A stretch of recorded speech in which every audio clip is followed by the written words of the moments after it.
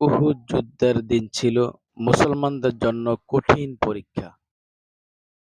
শত্রুরা চতুর্দিক থেকে প্রবলভাবে আক্রমণ চালায়।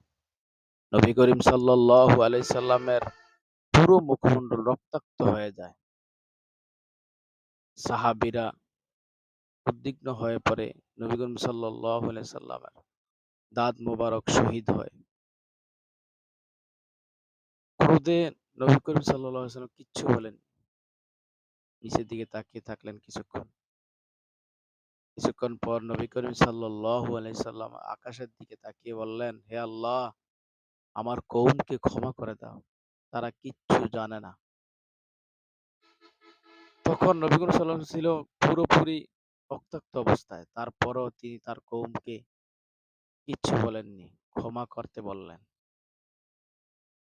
এজন্যই ধৈর্য, দয়া এবং ক্ষমাই ছিল নবী করিম সাল্লাল্লাহু আলাইহি সাল্লামের সর্বোচ্চ উদাহরণ।